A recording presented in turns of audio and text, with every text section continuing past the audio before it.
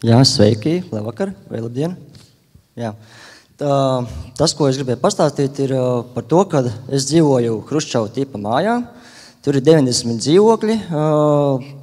Dzīvokļi pārsvarā ir mazas platība. Pieņemsim, manā gadījumā es dzīvoju 2 stāvu dzīvoklī, kur ir 47 kvadrātmetri, ieskaitot balkonu.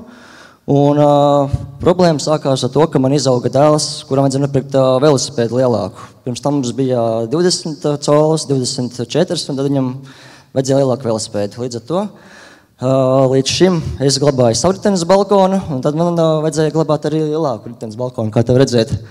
Un principā man radās problēma, ka man nav kur trūkst telpas, kur kaut ko glabāt.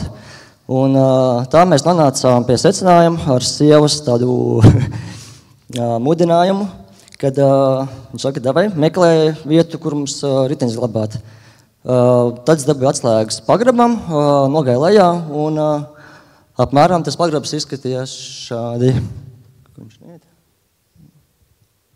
Šitāds ir tāds pagrabs, praktiski tur bija puses sagravuši koka štābiņi, kas tajā laikā bija ļoti, tā kā laikam modē, vai tāda bija tāda pieņemtā kārtība. Smirdoņa bija liela, un vienkārši liels kultūras slānis, kas tur bija saglabājies no 60. 70. gadiem, kad vēl tur dzīvoja, piemēram, mana vecmāmiņa. Līdz ar to tad es sapratu, ok, šī ir perspektīva vieta, lai mēs varētu vismaz viņu sakārtot tā, ka mēs varam izmantot jēgpilni, teiksim tā. Un apvaitājos ar kaimiņiem, viņi teica, ok, es arī glabāju riteni dzīvoklī, un davai taisam šo lietu augšā. Un tā mēs arī praktiski no māja to sākām darīt. Šis ir tas stāvoklis, kāds bija, kas ienāca reāli. Principā tur bija arī beigtu peļu līķi un vēl tādas nesmukas lietas. Un viss, un tā mēs sākām to darīt ļoti strauji.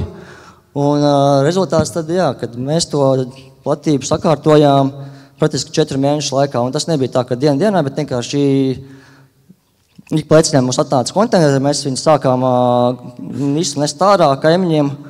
Un rezultāts šāds, te, ka mums ir grafiti no mākslinieces, jaunas dzelzs durvis, slēgts un vēl novietne. Principā balkons tīrs, paši priecīgi, tā kā uz priekšu. Šādos mazos projektos, es domāju, var sasniegt arī pēc tam kaut ko lielāku, jo tā mēs iegūstam uzticību savā starpā, ka mēs varam lielākas lietas izdarīt. Paldies!